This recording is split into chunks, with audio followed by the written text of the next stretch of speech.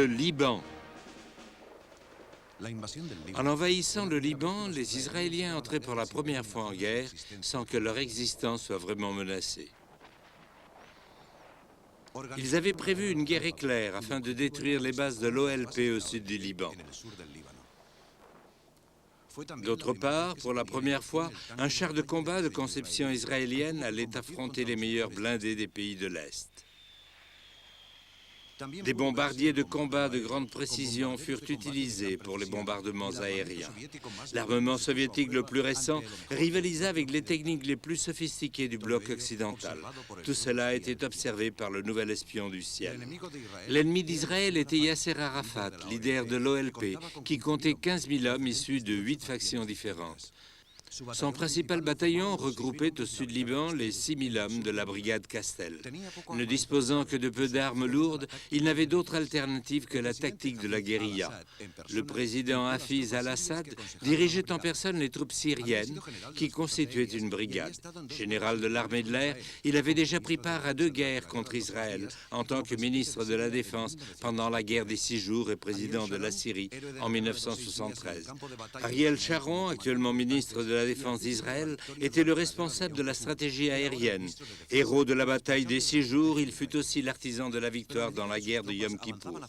À mesure que ses troupes avançaient vers le nord, il fut de plus en plus évident que son unique objectif consistait à expulser les Palestiniens du Liban. Ce plan fut à l'origine du conflit d'Israël avec la Syrie, ainsi qu'avec la communauté internationale. De nombreux réfugiés palestiniens s'étaient établis au Liban, fuyant la guerre qui suivit l'indépendance d'Israël en 1948.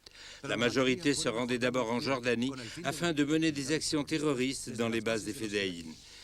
Les Fédéines fondèrent l'Organisation pour la libération de la Palestine et furent forcés de se retirer en Jordanie lorsqu'Israël occupa la Cisjordanie pendant la guerre des 6 jours.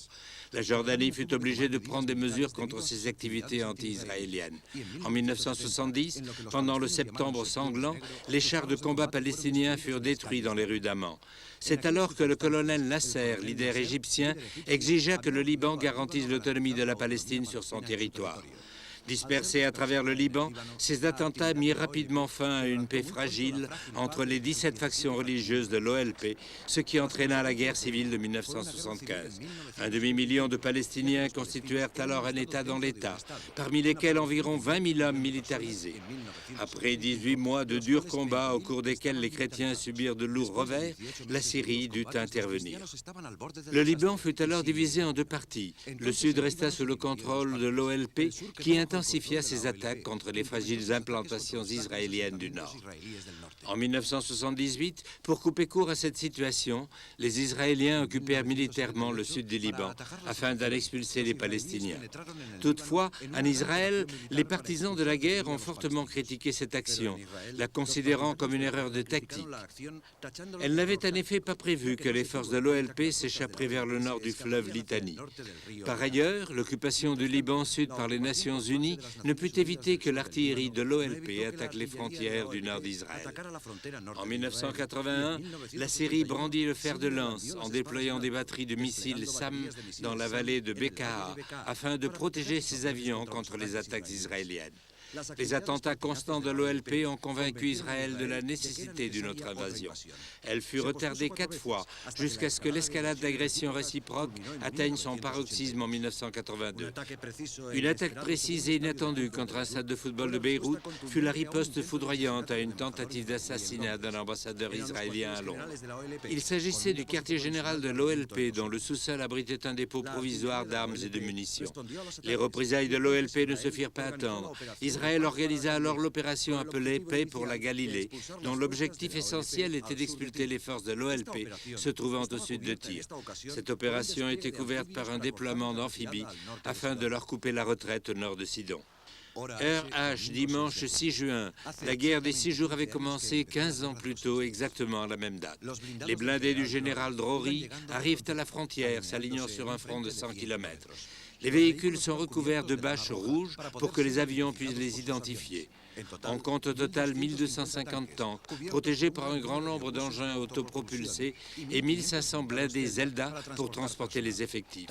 Ces forces mirent une journée pour traverser la frontière. Avec l'impédimenta bien attaché à la bâche de leur char, les hommes du bataillon A d'Israël, précédés de la 210e brigade blindée, arrivent soudainement au nord de la route qui longe la côte et encerclent les 3 bataillons de la brigade Castel de l'OLP, composés de 2000 hommes sur la défensive et bien entraînés.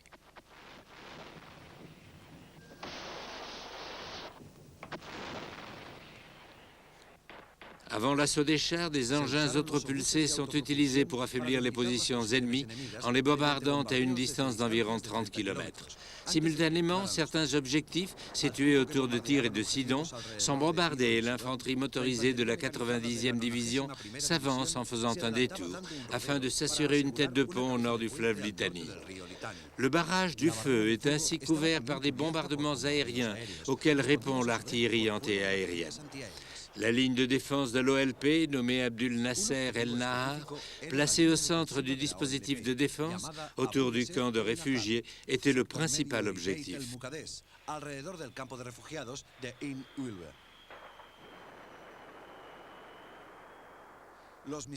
Les missiles SAM-7 à direction manuelle ripostent, attaquant les avions israéliens qui tirent sur l'armée de terre de l'OLP.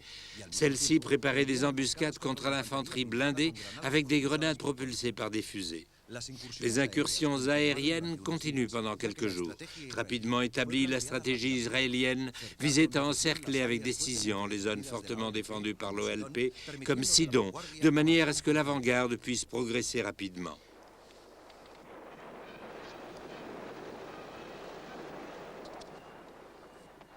Les soldats palestiniens patrouillaient dans les rues avec des mitrailleuses anti-aériennes mobiles de 14 mm et demi de fabrication russe. Dans des villes comme Tyr et Sidon, suivant la tactique du bouclier vivant conseillée par les Russes, les forces de l'OLP étaient dispersées parmi la population civile. Cela leur permettait de transformer des blocs entiers d'immeubles en zones fortifiées, difficiles à attaquer, par crainte d'occasionner des victimes parmi les civils.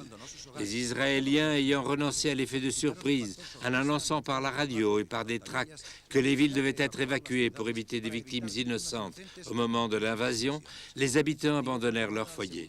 Tyr fut prise le second jour de la guerre dans l'après-midi, rue par rue. En revanche, Sidon, plus au nord, ne fut pas si facile à vaincre. Le bataillon A abandonna la ville, protégé par les blindés, tandis que les bataillons de l'avant-garde se hâtaient vers le nord. L'opération de nettoyage fut complétée par l'infanterie israélienne, qui organisa une battue rue par rue et maison par maison pour venir à bout des positions de l'OLP dans les zones résidentielles. Les réfugiés civils alertèrent les Israéliens du danger. Les Palestiniens avaient transformé le centre de la ville en une forteresse occulte. Les Israéliens durent utiliser des engins blindés à moyenne portée avant d'entrer dans la ville. Seul le quartier du centre, près du port, subit des dégâts. Mais l'avance des Israéliens avait été inexorablement freinée.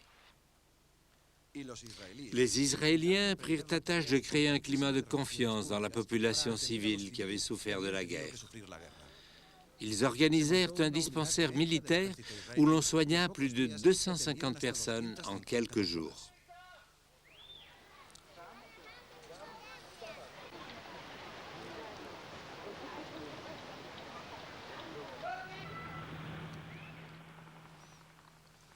Au nord, le 50e bataillon de parachutistes, soutenu par les blindés, coupa la ligne de renfort de l'OLP par un débarquement d'amphibies, une opération sans précédent en temps de guerre.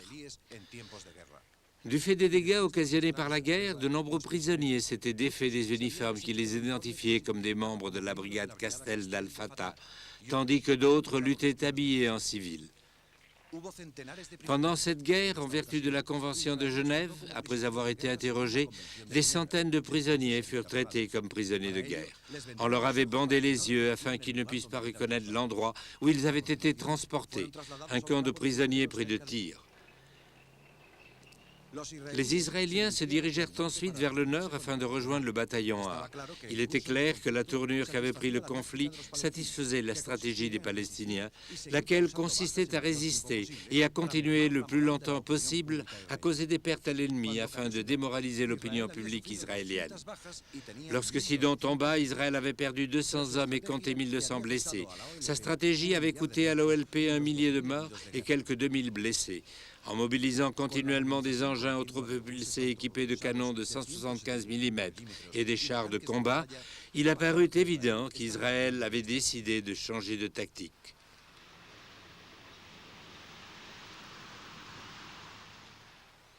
Les Israéliens ont répondu aux critiques de leurs alliés nord-américains en alléguant la défense de leur intégrité territoriale, laquelle ne pouvait être assurée qu'en éloignant le péril de l'OLP à 40 km de leurs frontières.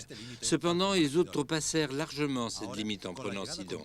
Il y eut même des embouteillages sur les routes, provoqués par l'arrivée continuelle de renforts. La bataille pour le contrôle de Sidon continua et Aide Damour, située à 10 km au sud de Beyrouth, fut bombardée.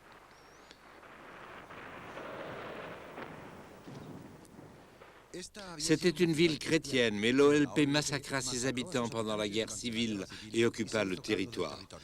Cette action fut cruellement châtiée par la destruction des camps palestiniens de Sabra et Shatila après la guerre. Le 11 juin, des blindés israéliens arrivent aux portes de Beyrouth, mais ils y restèrent car une bataille politique est en train de se livrer en Israël. Ariel Sharon, ministre de la Défense, était soupçonné d'avoir trompé ses collègues du cabinet, leur cachant que depuis le début des hostilités, son véritable objectif était de prendre Beyrouth.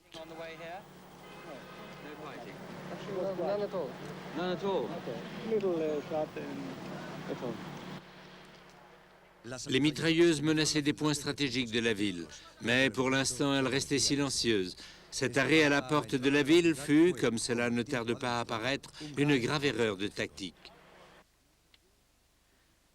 À l'intérieur, les Israéliens avançaient sur 3 fronts, jusqu'au château de Beaufort, près du fleuve Litani, vers Nabatillé et à l'est vers la zone dénommée Fatah Land, à peine défendue par un millier de soldats de l'OLP qui avaient à affronter la 36e division d'infanterie dans une zone montagneuse. Les routes étaient en réalité des pistes serpentant à travers les défilés et elles pouvaient être facilement défendues par une armée peu nombreuse. Ces routes auraient été difficiles même dans de bonnes conditions. Ce n'était pas le cas. Elles traversaient des régions escarpées qui rendaient les communications militaires très difficiles. Elles étaient presque impraticables pour les véhicules blindés conçus pour se déplacer rapidement en terrain plat. Ici, à la différence des opérations blindées réalisées sur la côte, les mouvements étaient lents, parfois même excessivement. Les convois devaient s'arrêter fréquemment à cause des embouteillages qui se produisaient dans d'étroits passages de montagne. Cette marche lente des blindés les rendait très vulnérables. Ils étaient une proie facile pour la guerre d'escarmouche des lionceaux palestiniens, jeunes gens armés de grenades à missiles et entraînés pour agir en commando. Les mines constituaient un autre danger, surtout pour les véhicules blindés d'infanterie, pourvus de dépôts externes de combustible, ce qui avait pour but d'éviter les désastreux incendies des habitacles, comme ce fut le cas pendant la guerre de Yom Kippour. Les hélicoptères assuraient l'intendance et on pouvait les observer très facilement du principal poste d'observation de l'OLP, le château de Beaufort, situé à une altitude de 700 mètres au-dessus du niveau de la mer. Sous le contrôle du bataillon Hillman de la brigade Castel de l'OLP, avec à peine 75 hommes pour défendre le château, les Palestiniens croyaient, comme les croisés il y a 8 siècles, qu'ils étaient inexpugnables. De ce poste d'observation, l'OLP pouvait voir Sidon à l'ouest et la Galilée au sud. C'était un objectif facile pour l'artillerie et ils furent forcés d'abandonner leur refuge qui fut pris par la deuxième nuit. Environ 200 hommes de la brigade d'élite Golani s'engagèrent dans un combat corps à corps qui dura 2 heures. Une action d'éclat qui évoque la prise du château par les Alliés pendant la Deuxième Guerre mondiale. Le lendemain, la forteresse fut livrée au major Saad Haddad et à ses forces libanaises libres du Liban Sud, alliées d'Israël. Celle-ci avait été également la cible des attaques palestiniennes sur les hauteurs du château de Beaufort. Nous écoutons à présent les paroles du major se félicitant de l'invasion israélienne.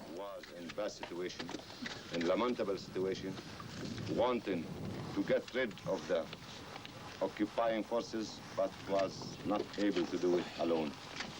And I used always to say that Lebanon needs a miracle to be saved, and this miracle happened now.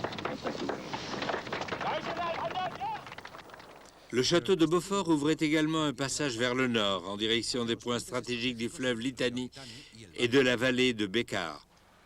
Lorsque cette place forte fut prise, les Palestiniens se dispersèrent pour renforcer la partie occupée de Beyrouth, à l'ouest de la ville, à 50 km au nord de Tyr. À l'ouest, le groupe du bataillon H de l'infanterie et celui de la 250e division blindée avancèrent jusqu'à Fataland, la base des commandos de l'OLP près de la frontière syrienne. Les 1500 défenseurs de la zone de la division Karam de l'OLP battirent en retraite sans même accepter le combat. Les Israéliens traversèrent rapidement le fleuve Litani pour centrer leurs attaques sur des objectifs de l'OLP à Nabatiyeh. À cause de la configuration du terrain, ils utilisèrent des chars d'assaut et du mortier pour détruire les communications de l'OLP, leurs dépôts de munitions et de combustible. L'importante place forte de l'OLP, Nabatiyeh, fut prise sans opposer une résistance réelle. Les chars et les tanks Merkaba, de 62 tonnes, de conception israélienne, entrèrent tranquillement dans la ville. Ils se dirigèrent ensuite vers le nord pour livrer bataille. En vue de l'assaut des positions d'infanterie de l'OLP, les grandes pièces d'artillerie ne pouvaient jouer un rôle de premier plan. Il fallait combattre comme pendant la guerre de Corée. L'infanterie blindée de la 36e division se déploya rapidement à travers la Batillée, puis vers l'avant, où se trouvait la ligne de position syrienne. L'après-midi du deuxième jour, du fait du nombre de prisonniers internés, le bataillon Guirmac de l'OLP avait cessé d'être opérationnel en tant que force militaire organisée. L'avance israélienne vers le nord, dont l'objectif était de faire pression sur l'ennemi hors de ses propres frontières, rendit inévitable l'affrontement avec les Syriens. Une série de combats furent livrés, appuyés par les blindés dans l'une des plus grandes batailles aériennes de l'histoire, lorsque les Israéliens avancèrent vers la vallée de Bekaa. Les installations de l'infanterie syrienne, à l'extrémité sud de la vallée, comptaient sur la protection de sa première brigade blindée, qui arriva sur place 2 jours après le début du conflit.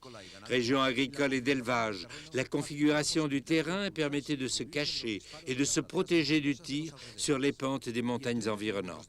À 30 km de là, les positions des missiles syriens menaçaient la couverture aérienne en appui des chars israéliens. La bataille eut lieu dans la plaine de Bekaa, au nord du lac Karaoun. Ce fut la première bataille blindée importante de cette guerre. Les tanks Merkaba israéliens luttèrent contre la 90e brigade syrienne, dotée de chars d'assaut récemment acquis, les T-72 soviétiques qui semblaient invincibles. La tourelle blindée du Merkaba et son moteur frontal protégeaient ses occupants. Un seul fut touché. Avec une mitrailleuse de 105 mm, ces chars étaient spécialement conçus pour les régions montagneuses et les tanks ennemis pouvaient être localisés à 2 km de distance avec un viseur télescopique laser. Bien que les Syriens aient déployé des hélicoptères anti-chars Gazelle équipés de missiles guidés par câble, les Merkaba détruisirent 9 T-72 au cours d'une lutte acharnée. Les tanks détruits remplirent les champs de bataille après la victoire, dont le coup décisif fut la destruction des positions de missiles syriens terrestres qui avaient dominé la vallée de Bekaa depuis 1981 et qui avaient été récemment renforcés. Cette opération fut possible grâce à l'avion espion téléguidé, un appareil de reconnaissance sans pilote équipé d'une caméra de haute sensibilité. Catapulté sur une rampe mobile, il envoyait des photographies en mouvement de tous les déplacements qui se produisaient sur le territoire ennemi. Grâce à quoi, les avions ennemis pouvaient se diriger avec exactitude vers leurs objectifs. Guidés par télécommande, ces avions étaient dotés d'une lentille qui permettait d'obtenir une image claire des mouvements ennemis, des soldats et évidemment de leurs véhicules. Cela signifiait que dans le cas où ils seraient localisés par l'ennemi, la caméra de l'avion téléguidé l'annoncerait. Il paraît qu'il ne fut jamais détecté, se maintenant en vol pendant un maximum de 7 heures sur les positions des missiles.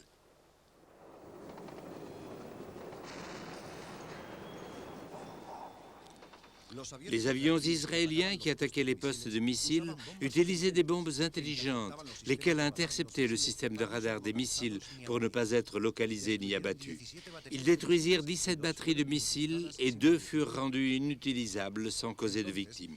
C'est alors que les forces aériennes syriennes entrèrent en action et livrèrent une grande bataille aérienne à laquelle participèrent pendant 2 jours 100 avions de chaque côté. L'Aigle du ciel, l'intercepteur F-15, était à la tête des escadrons israéliens et leur supériorité fut bientôt évidente. Au cours des 3 premières heures, 29 avions syriens furent détruits en vol. En revanche, les Israéliens ne subirent aucune perte. Nombre d'avions furent abattus par leurs propres missiles SAM avant que les Israéliens ne les neutralisent. Dans le brouillard, ce pilote a réussi à ouvrir son parachute et il va atterrir en pleine montagne. Le lendemain, les Syriens tentèrent une nouvelle attaque.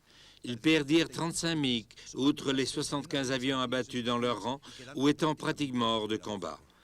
Les hélicoptères anti-chars Cobra des Israéliens purent alors se joindre à la bataille, ce qui permit aux blindés israéliens se dirigeant vers le front pour combattre la 3e division blindée syrienne de remporter la victoire.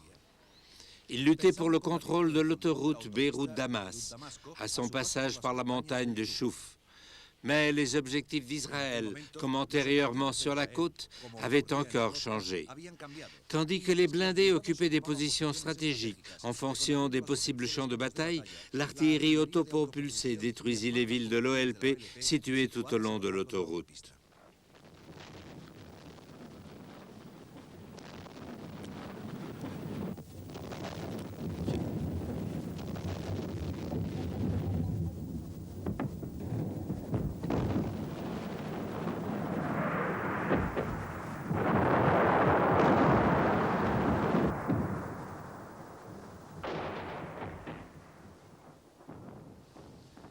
Les objectifs des villes de Yamour et d'Araya se précisèrent.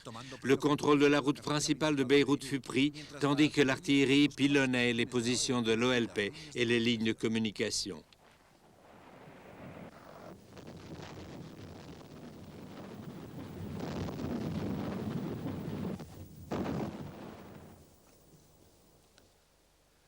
Les blindés syriens avaient renforcé ce qui restait de leur 3e division blindée, mais ils perdirent 50 tanks au cours d'une série de batailles entre les villages fortifiés et même à plusieurs reprises sur l'autoroute. Une fois de plus, l'infanterie blindée avança et gagna de nouvelles positions.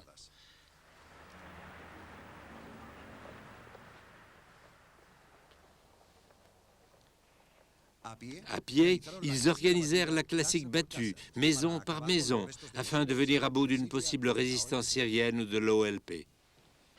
À un moment donné, on m'emmena dans une maison située en plein quartier résidentiel qui avait été utilisée comme dépôt de munitions. Les gens se plaignaient amèrement de ce que les commandos de l'OLP utilisaient les civils comme boucliers humains. D'immenses tunnels secrets constellaient des munitions, des caisses de balles, des mines, des bombes et même des fusées, empilées dans des caisses qui atteignaient le plafond.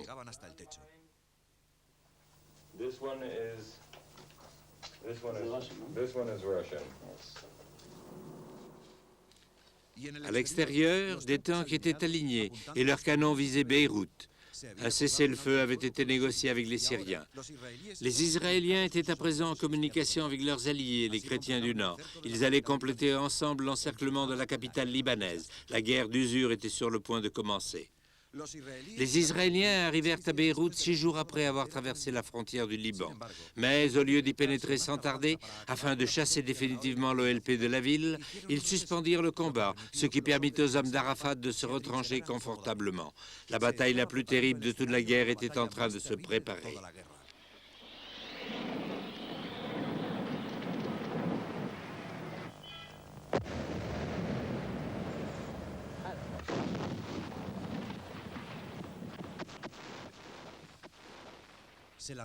Des projectiles téléguidés furent lancés sur les probables positions de l'OLP.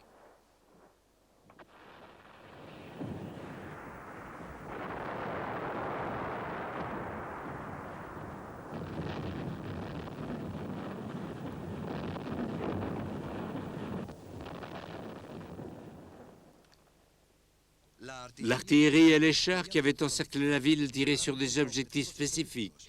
Des édifices soupçonnés d'héberger les bases de défense, les communications et l'état-major des opérations de l'OLP. Le bombardement était constant et dura nuit et jour. La lueur des flammes permettait de localiser les objectifs observés précédemment grâce aux reconnaissances aériennes et aux localisateurs à terre.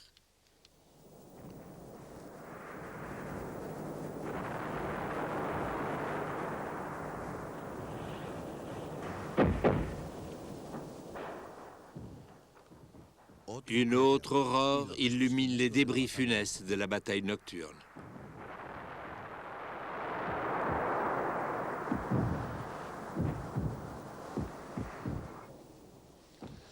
Une nouvelle violation du cessez-le-feu mit fin aux efforts de la diplomatie internationale pour parvenir à un accord pacifique et obtenir l'évacuation de la ville de la part de l'OLP. L'OLP attendait un mouvement des Israéliens. Ces soldats étaient retranchés dans un complexe système de tunnels souterrains et de caves, prêts à reprendre leur position.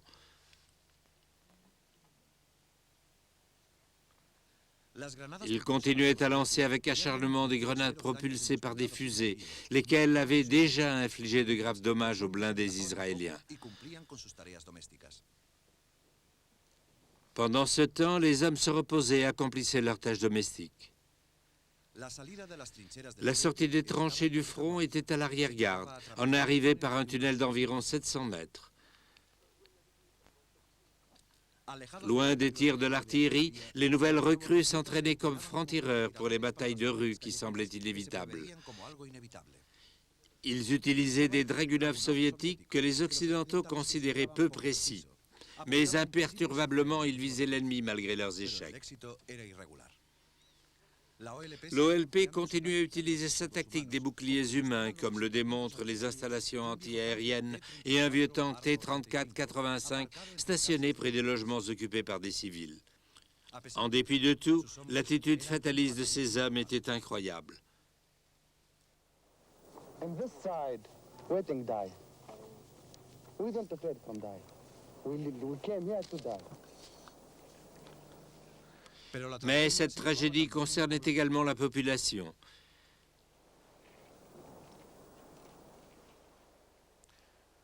Les civils subissaient inévitablement les conséquences des bombardements. Il semble impossible d'atteindre un degré de souffrance plus élevé que celui qui fut enduré pendant la guerre civile. Dans le secteur du quartier résidentiel, les forces de l'OLP lancent des projectiles contre l'artillerie qui les pilonnait. Les pertes israéliennes s'élevèrent alors à 350 morts et 2200 blessés.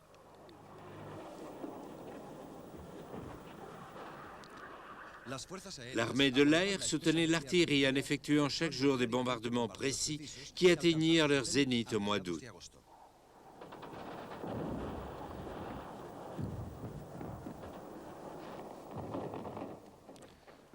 Les canons antiaériens de l'OLP continuèrent à riposter, mais sans trop d'efficacité.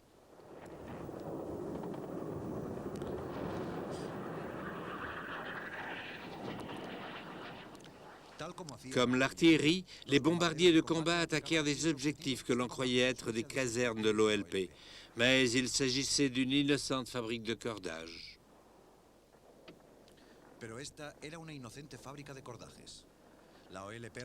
L'OLP répondit avec des missiles SAM-7. Celui-ci arriva trop tard.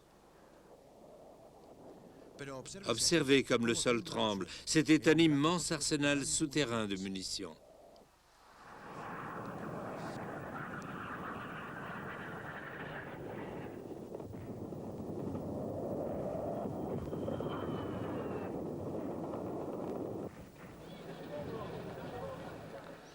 Ici, les bombes n'ont pas atteint leur principal objectif, à savoir le leader palestinien Yasser Arafat. Cet édifice qui abritait le quartier général de l'OLP est bombardé 1 heure après le départ d'Arafat. Mais la colonne vertébrale des communications est détruite. Les innocents survivent comme ils peuvent. Pendant un mois, la guerre d'usure se poursuit. Les Israéliens attaquent l'aéroport pour isoler et prendre les enclaves de l'OLP qui se trouvaient dans les alentours. L'infanterie blindée profita de la grande superficie de l'aéroport pour se déplacer et éviter d'être un objectif fixe pour les francs-tireurs postés sur les toits de l'édifice. Tandis que les blindés lourds encerclent le réseau résistant de l'OLP, les négociations arrivent finalement à un résultat. Les Palestiniens devront abandonner le territoire libanais.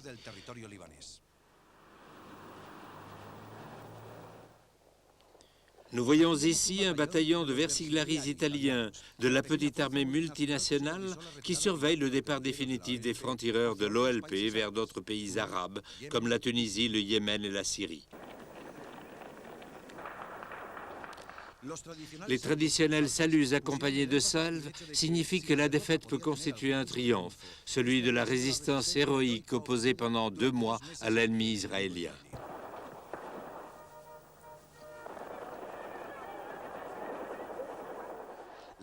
Les adieux adressés au héros Yasser Arafat témoignent de ce triomphe, ces hommes ayant résisté bien davantage que leurs alliés syriens pendant la célèbre guerre de 6 jours.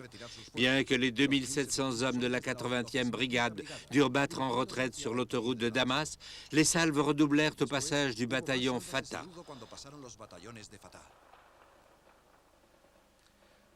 Cette guerre sans commencement serait aussi sans fin.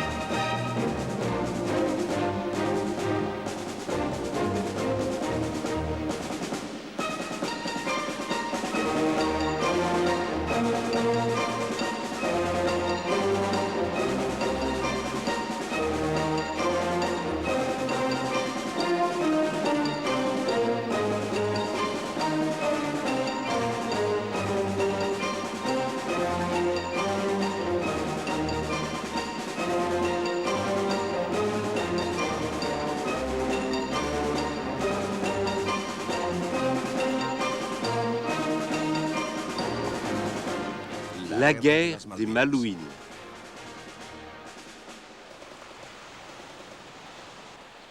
Cette guerre s'est déroulée au sud de l'Atlantique. Ce furent 41 jours de combat qui mirent à l'épreuve les Harriers. Pendant ce conflit, un seul sous-marin nucléaire tint en respect toute une marine de guerre. Ce fut une guerre limitée qui se fit dans des conditions très spéciales, auxquelles aucune des 2 parties n'était préparée. Une guerre qui mit en évidence que les pilotes argentins n'étaient pas entraînés pour combattre sur mer. La plupart des batailles sur terre furent livrées pendant la nuit. Les images nocturnes de ce conflit furent inoubliables. Elle fut gagnée par les Anglais grâce au fait qu'ils ont pu contraindre l'ennemi à lutter sur des terrains difficiles et à la supériorité tactique de leur infanterie. L'Argentine revendiquait depuis longtemps leur souveraineté sur les îles Malouines, convaincue qu'à cause de son éloignement, l'Angleterre ne les défendrait pas en cas d'invasion. Un vaste territoire de l'Antarctique, très riche en minéraux, était en jeu. Pour récupérer ces îles, l'Angleterre organisa un réseau d'intendance et d'approvisionnement le plus long qui n'ait jamais été mis en place. Le 2 avril 1982, un drapeau argentin flottait sur les îles Malouines. Dans leurs véhicules amphibies Amtrak, les marins argentins déclenchèrent l'attaque qui fut, pour la première fois depuis 40 ans, la cause d'une guerre entre des pays occidentaux. Cette action fut baptisée Opération Bleue, à cause de la couleur de la mer, du ciel et du manteau de la Vierge Marie, patronne des forces armées argentines. Les envahisseurs étaient convaincus qu'ils allaient libérer les Malouines de la férule coloniale. Ce n'était pourtant pas ce que les réactions de la population semblaient indiquer. Étant donné leur ancienne revendication des îles, ils avaient d'abord prévu un retrait immédiat, dans l'espoir de gagner la sympathie de l'opinion publique argentine. Mais ils décidèrent de rester, car ils se rendaient compte qu'il leur fallait obtenir un triomphe militaire. Les relèves se succédèrent inlassablement et les recrues étaient transportées par avions Hercule et Boeing 707 de l'armée de l'air. La brigade X de la province de Buenos Aires était parfaitement équipée, bien que constituée de milliers de recrues qui n'accomplissaient leur service militaire obligatoire que pendant un an. À leur arrivée, des problèmes surgirent dans l'état-major argentin, à savoir la lutte pour le pouvoir entre les trois généraux de brigade. Les redoutables Pucarás furent également envoyés. Il s'agissait d'avions d'attaque sur terre qui avaient démontré leur efficacité au cours de missions contre les insurgés en Argentine continentale.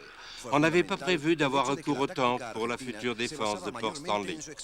La tactique argentine était fondée sur l'expérience acquise au titre de force politisée antiterroriste.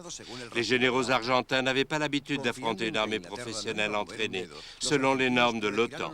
Croyant que l'Angleterre n'allait pas bouger un doigt, les Argentins retirèrent les troupes d'élite qui avaient été à la tête de l'invasion. Les terres désolées des îles Malouines dépendaient de la Géorgie du Sud. C'est là que s'affrontèrent les armées. Le conflit était inévitable. Le navire d'appui britannique dans l'Antarctique, Endurance, avait dû se retirer, laissant l'île sans protection. Ici, dans ce village abandonné nommé Lave, un entrepreneur argentin faisant le commerce de résidus métalliques avait obtenu un contrat pour le démantèlement de 4 stations baleinières tombées en désuétude. Les difficultés commencèrent lorsqu'un escadron de marins argentins s'adjoignit à ces hommes. L'Argentine, qui aurait préféré attendre le début de l'hiver méridional pour envahir, fut contrainte de poursuivre son action lorsque l'Angleterre exigea le retrait de ses troupes. Au bout de quelques jours, des renforts arrivèrent et les Argentins firent flotter leurs drapeaux sur tout le territoire. Un conflit imminent allait opposer 2 chefs militaires de personnalités très différentes. Le général Galtieri, qui fut président pendant 3 mois, dut faire face à un mécontentement social grandissant dû à une inflation de 100% à la chute des salaires. C'était un homme d'action qui avait une vision de futur à court terme. Il avait tramé l'invasion des Malouines dans le but de distraire l'attention de la population des véritables problèmes, convaincu que l'Angleterre ne s'intéressait plus à la défense de ses îles. C'était en tout cas un militaire avec un esprit de caste, et ses troupes lui vouaient une loyauté absolue. Le commandant en chef de l'armée britannique était l'amiral Sir John Fieldhouse. Au début, il ne jouissait guère de la confiance populaire, car il dirigeait les opérations de sa lointaine base de contrôle londonienne, et personne ne le tenait pour un stratège très lucide. En revanche, sa longue expérience en tant que combattant de la Deuxième Guerre mondiale lui permit de rassurer les politiciens lorsque les contretemps se présentèrent sur le champ de bataille. Le vieux navire de l'amiral Fieldhouse, le HMS Ernest, dirigeait la mission britannique 318 pour la reconquête des Malouines. Conçu tout d'abord pour transporter la brigade Royal Marine Commando avec ses hélicoptères d'assaut correspondants, il allait se surcharger à cette occasion de 7 Sea Harrier et d'une escadrille d'hélicoptères anti-sous-marins Sea King. Une grande partie de la brigade arriva plus tard sur le croiseur de ligne Canberra. Au passage du croiseur transporteur moderne HMS Invincible, une foule taciturne fit ses adieux à l'expédition. Au lieu de 5 Sea Harrier, il en transportait 8. Il n'en était pas moins vrai que les 20 Sea Harrier de la mission britannique étaient surpassés dans une certaine proportion de 10 à 1 par les forces aériennes argentines. Une force aéronavale provisoire fut constituée. Elle était formée par 9 navires de guerre de l'OTAN qui quittèrent secrètement Gibraltar. Il s'agissait de 3 destroyers de 42, dont 2, le HMS Chiton et le HMS Coventry, ne devaient plus revenir. Dans un délai de 3 semaines, le HMS Plymouth prenait part au combat.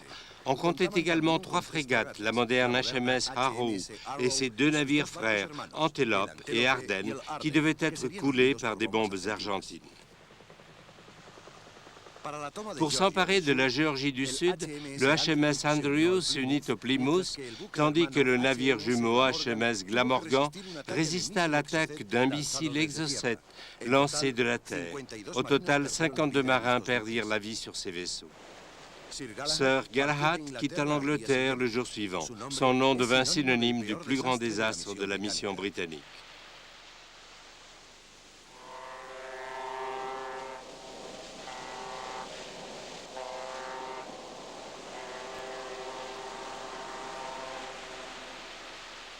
Le navire amphibie HMS Fearless dirigea le débarquement sur les plages de San Carlos.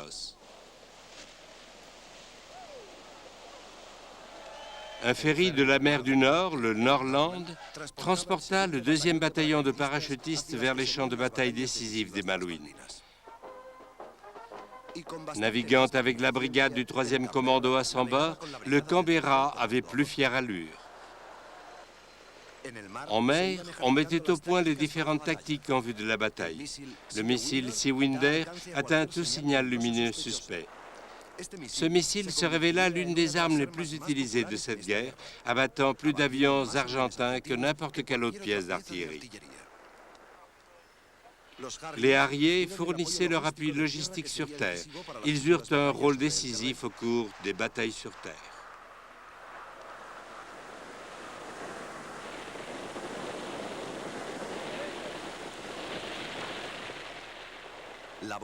La bombe la plus meurtrière fut la bombe à fragmentation. À Goose Green, la résistance argentine fut vaincue.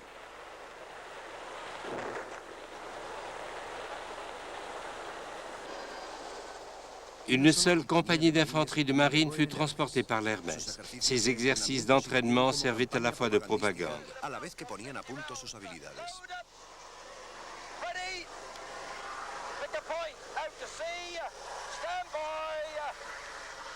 Depuis la fin de la guerre, c'est-à-dire depuis 37 ans, les troupes s'entraînaient pour livrer combat.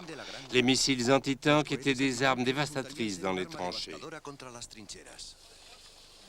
We probably have to face their Air Force, and I don't know how much they will wish to use of it. I'm actually pretty confident that we've got jolly good systems for dealing with it. This is no sort of puff. We actually have some very good weapon systems and sensors in the force, and some jolly good aircraft, missile systems, all that sort of thing, which is well able to deal with that. It's been designed to do it. I think it's pretty good. I think they'd be very ill-advised to try and take us on because they'll suffer some very severe losses. I would put our chances as being considerably better than the opposition's. Le commandant de la mission britannique s'appelait Sandy Woodward. Plus tard, il allait décrire le conflit comme une opération très intense et rapide. Au milieu de l'océan Atlantique, située à moitié chemin des îles Malouines et de la côte anglaise, l'île de l'Ascension est une base essentielle pour l'approvisionnement des navires de guerre. Les 100 navires de la mission britannique pouvaient y charger et décharger leurs équipements navals.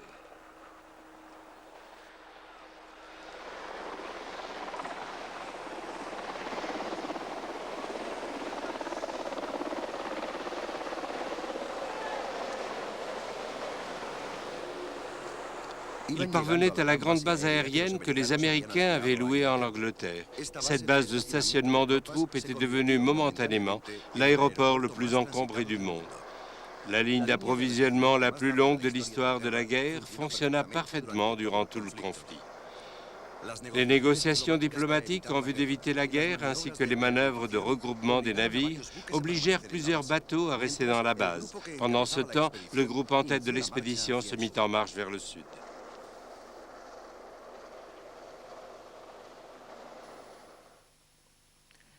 L'Angleterre imposa une zone d'exclusion totale pour dissuader les Argentins de renforcer leur base, puis organisa l'opération Paraquet pour récupérer la Géorgie du Sud et faire pression sur les Argentins afin qu'ils se retirent. Le bataillon avance en direction du sud de l'Atlantique. C'est l'une des 3 formations constituées par 13 navires de guerre et 4 bateaux d'approvisionnement. L'Hermès était accompagné de son chien de garde, la frégate Broadsworth, dotée de missiles antiaériens Seawolf très sophistiqués. Le puissant destroyer, HMS Antrim, avait déjà été détaché dans la région de la Géorgie du Sud.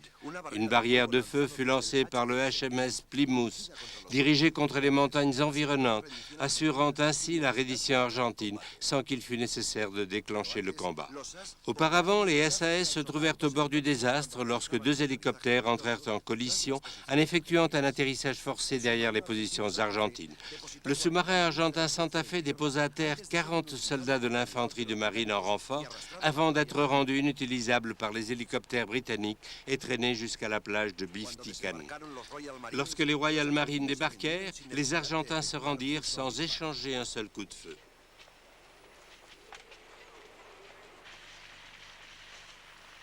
Les Anglais récupérèrent la Géorgie du Sud 22 jours après l'invasion argentine. La première action à 11 200 km de leur pays se solda par la capture de 190 Argentins, y compris les 38 ouvriers métallurgiques qui avaient déclenché la révolte.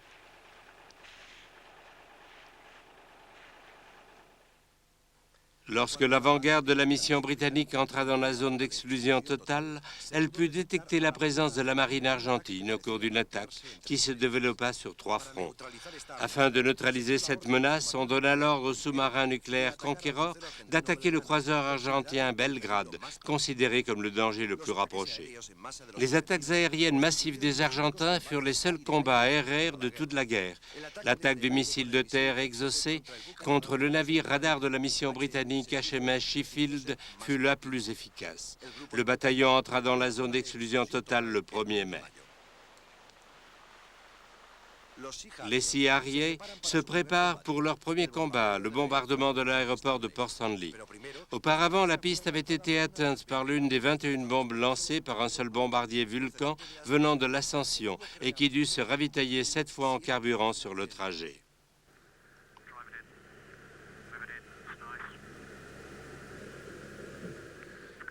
Il fallait coordonner les actions d'une flotte composée du bombardier V-Force et de 9 avions ravitailleurs Victor, lesquels se ravitaillaient entre eux.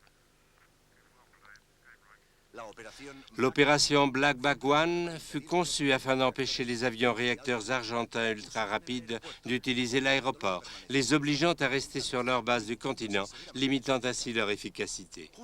Dès que le Vulcain se dirigea au nord, le contrôleur aérien de l'Hermès prépara ses Harriers pour le décollage.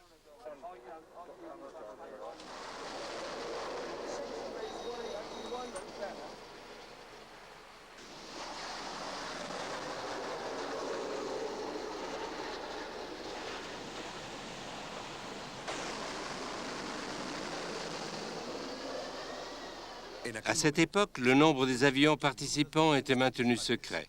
Mais on sait aujourd'hui qu'on comptait 9 Harriers pour cette attaque et que 4 étaient basés sur l'Hermès et 5 sur l'Invincible.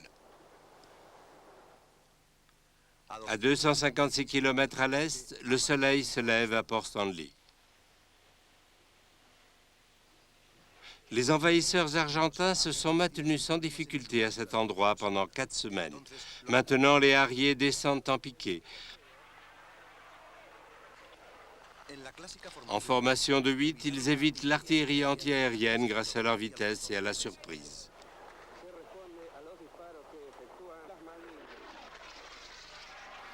La première attaque dura à peine 1 minute et fut suivie par 500 autres.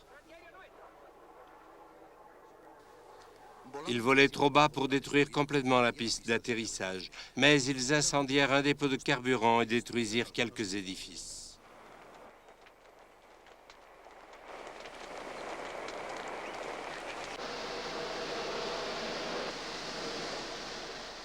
Les 7 Harriers retournèrent à leur base pratiquement indemnes et ils atterrirent rapidement par manque de carburant.